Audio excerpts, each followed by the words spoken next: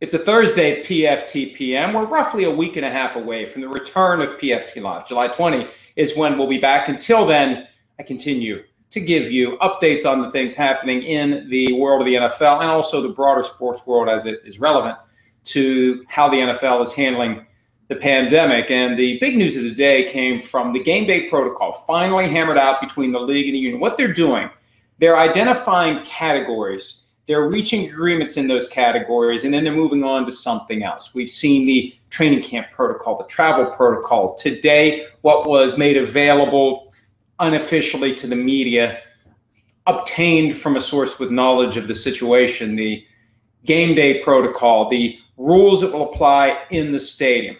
And again, it highlights the disconnect between all the steps that will be taken to keep everyone 6 feet apart, to keep people in masks, to keep areas properly disinfected, and it's all appropriate, and it's all reasonable, and it's all detailed, but it all collapses onto itself when it's time to go out onto the field and have 22 guys pressed together. And it's not as if all 22 are ever pressed together, but you at least have 5-on-4 or maybe 5-on-7 or maybe 6-on-7 up front who are blocking in tight quarters.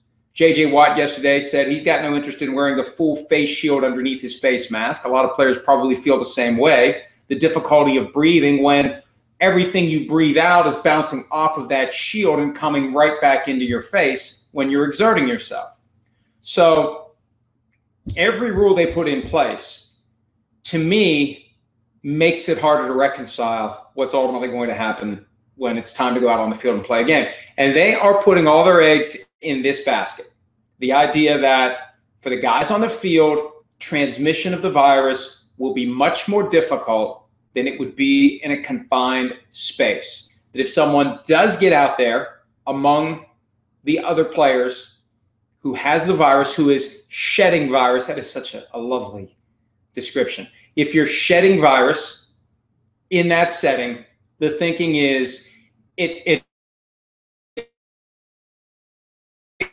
and floats away, and it won't be concentrated enough for someone to get it. And I always thought, all it took was one of those tiny microscopic viral particles in your nose or your eyes, or your nose or your eyes, or your eyes or your nose, either one. But that's what and hey, I'm no epidemiologist. I don't know. They're the ones who have the incentive to understand how this all works at a microscopic level. But that's what they're pinning their hopes on. Because as we get closer and closer, it's, I think, as a practical matter, harder and harder to come to the conclusion that they will be confident that all of the players who are out on the field at any given time are clean, are negative for the virus. And one of the sub-issues that created a stir today, the idea that after the game, no jersey swaps. Well, when you think about it, it makes sense, right? Why do you want to have any additional unnecessary encounters once the game is over? You don't need to have a prayer circle out in the middle of the field. You don't need to have the handshake between the coaches, whether it's the fist bump or the elbow bump, or they just give each other the finger. You stay at least 6 feet away. And the swap, that's part of it too. But it seems ridiculous when you think about the fact that they're banning that ritual after players have been pressed together for 3 hours playing football. So it's just another example of how goofy it all is. And, players like Richard Sherman were ripping the NFL for this. This was negotiated between the league and the union. And Sherman is on the NFLPA executive committee. So the union agreed to this. If the union insisted on jersey swaps being allowed, I guess they could have tried to do it, but there's no good argument for it. There's really no good argument for it. The point is, I think, just shows how hard it's going to be to play football and not have virus transmitted from player to player. Once again, the hopes are being pinned on the idea that in an open-air stadium or in a domed stadium with active and sufficient ventilation, and apparently there's high level and high tech systems in there aimed at thwarting an aerosol terrorist attack, that they'll be able to keep the air fresh and keep the air moving, and any virus that may be expelled from the lungs of an infected player will dissipate quickly and not infect someone else. We'll see. I look at it this way. Why are they thinking about face shields if they're so confident that playing in an open air setting is going to be any better than, being in a room with a low ceiling? We'll find out. We're going to find out in real time, because it's not like they're just going to throw their hands in the air and say, screw it. They're going to try it.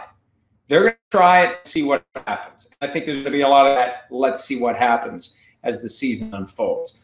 One thing that we are still waiting to see what happens, the actual testing protocols. That's one of the things I noticed when looking through the game day protocol.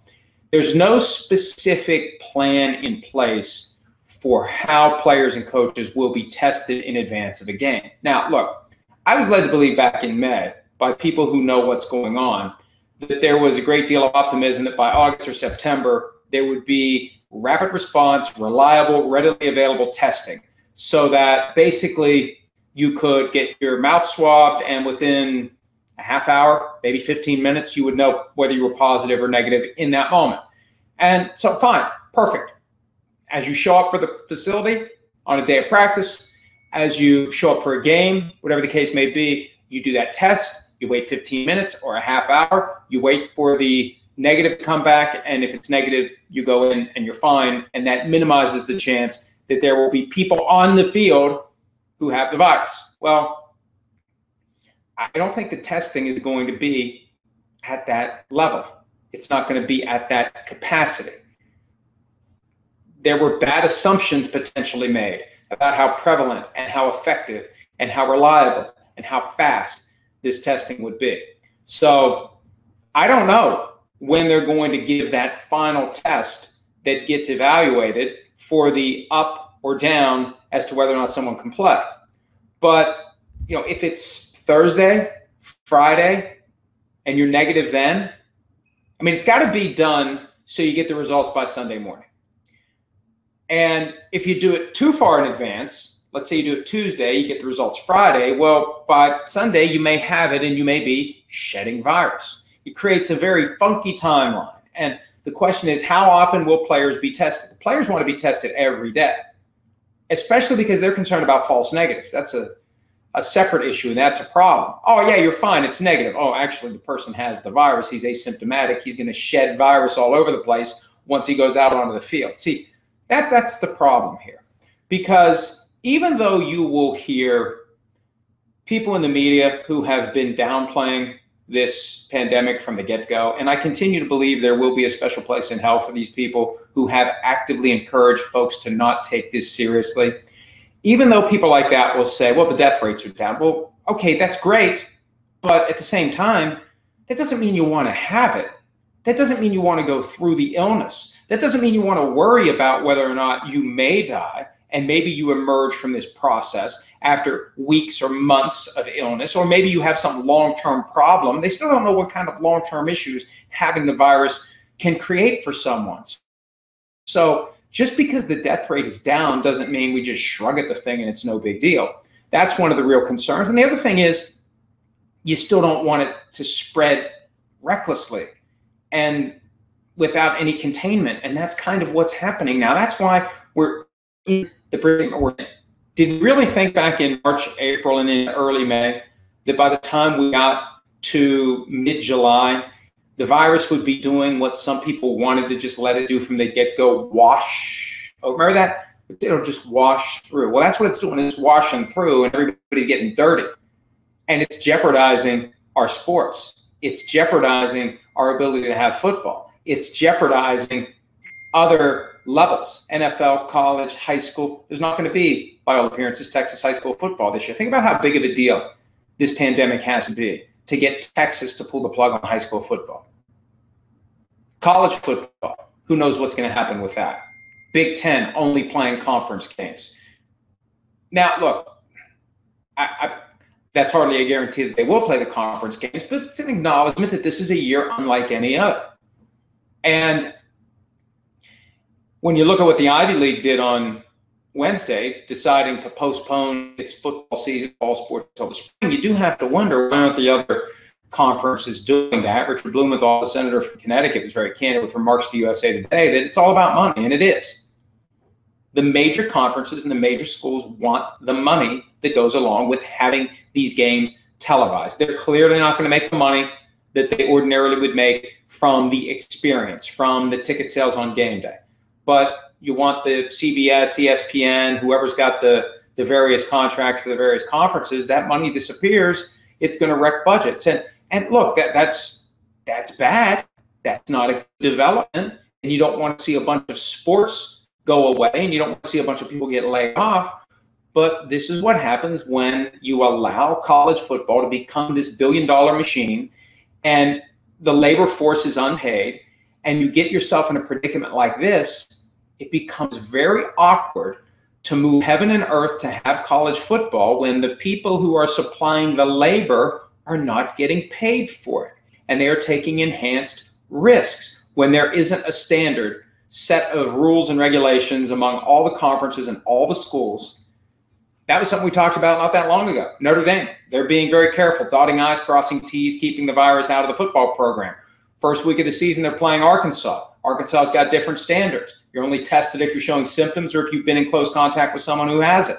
So you may have a bunch of guys who actually have the virus and are asymptomatic and don't know that they've been in contact with someone who has it. You get all those players together, and then all of a sudden the Notre Dame team has it. So the lack of standards, and I think the inability to have the same kind of resolve that the NFL has, because the NFL isn't making any bones about it. It's for-profit enterprise, and the players get paid. And look at the struggles the NFL's had. I think it becomes even harder to have college football in this kind of an environment where there's a lot of uncertainty. There is, I think, even though you'll hear people say, oh, it's no big deal, don't worry about it, you got a greater chance of being run over by a taco truck or whatever the examples, these ridiculous niche, well, you're more likely to be hit by lightning, you're more likely to be hit by a flying golf club from Judge Smales. I mean, there's all these, yeah, but still, you have a virus that is running through the population largely unchecked. It does cause plenty of people to get sick. It does cause some people to die. And if you just allow it to just go free, it will make its way to the vulnerable. That's what you need to be concerned about. That's why there may be some NFL players who opt out, guys with families, guys with pregnant wives, guys with elderly parents who live with them who may have health conditions, players who are older and may have health conditions. You know, most of the college football players, I mean, you know, what chronic health issues do they have? When you get into your 30s, if you're still playing offensive line and you're 330 pounds, you know, and as I've said many times, many people are walking around with diabetes. They don't know it. The hell of a way to find out you have diabetes when you get COVID-19 and it makes you grievously ill or kills you. Oh yeah, by the way, the reason that happened is you had diabetes. You didn't know it.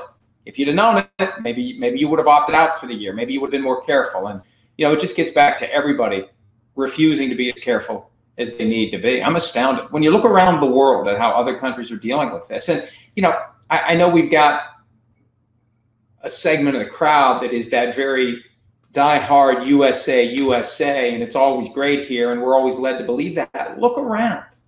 Look at how other countries have dealt with it, and look at how we're dealing with it.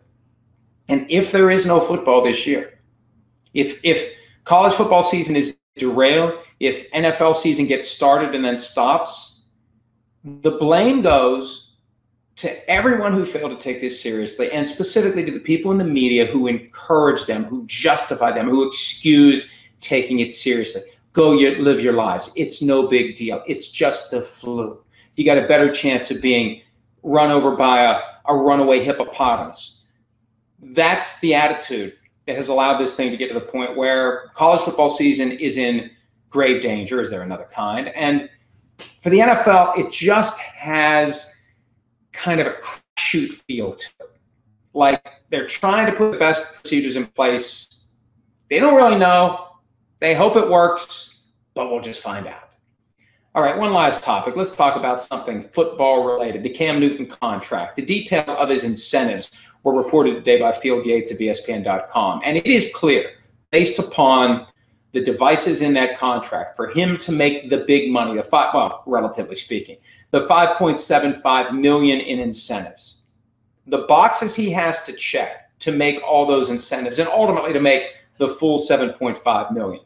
If he does all those things, dresses for every game, participates in 90% or more of the offensive snaps, makes it to the playoffs, makes it to the Pro Bowl, becomes the Associated Press All-Pro quarterback, wins the Super Bowl, plays at least 50% of every game along the way, doesn't get a bye because you need 4 playoff games at 50% to get the full $1 million extra incentive at $250,000 a game, I believe, or maybe it's $500,000 a game. Regardless, we have the posted PFT that has all the details. Everything he has to do to get to $7.5 million, basically going to win the Super Bowl, and he's going to be the league MVP. And if they win the Super Bowl, good chance he's the Super Bowl MVP. And the end result is $7.5 million, plus the ability of the Patriots to use the franchise tag on him for 2021 at a minimum. At a minimum, you're Cam Newton's agent. Don't you say, look, at least put a clause in here that if he gets $7 million, $7.5 million, $6.5 million, if he fulfills a certain number of these incentives, you won't tag him next year. Because that's the thing. If he has the kind of year that puts him in line for $7.5 million, he'd be the hottest commodity ever in free agency. You have the defending NFL MVP, Super Bowl champion, likely Super Bowl MVP, who's waltzing in free agency unfettered. Instead, franchise tag fully available. So, look, if they use the franchise tag, he gets, 27, 28, 29 million next year, although the salary cap may screw things up given the pandemic. I'd rather have a shot at the open market. And it just shows how little interest there was in Cam Newton, that offer was put out there and Cam Newton was willing to take it, because if he does all the things that get him to $7.5 million, it will be the best return on an investment for a sports contract in the history of sports, any kind of sport, because the Patriots will have bought a Super Bowl championship for $7.5 million. And one last thing about the Patriots offense with Cam Newton. I was talking to somebody about this today. Remember, Josh McDaniels drafted Tim Tebow. And Josh McDaniels has a Tebow-style offense that can be very effective running and throwing. And if the quarterback gets the right blocking, he's not going to be in the kind of jeopardy that he was in Carolina when he was injured more often than he should have been.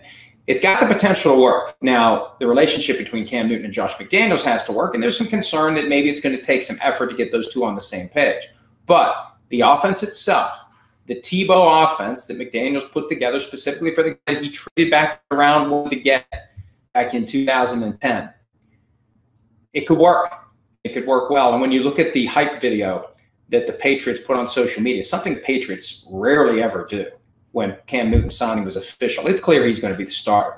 And it's clear they have high hopes for Cam Newton to take this team to the heights that Tom Brady had taken them to 6 times during his 20 years with the team. That's it for this Thursday edition of PFTPM. We'll do it again tomorrow to wrap up the week. And then we've got one more week of PFTPM before PFT Live returns on Monday, July 20. Until then, check us out around the clock at ProFootballTalk.com, and we will talk to you again here tomorrow. Hi, I'm Mike Tirico, and thanks for watching. Make sure to hit subscribe for the latest news and highlights from NBC Sports.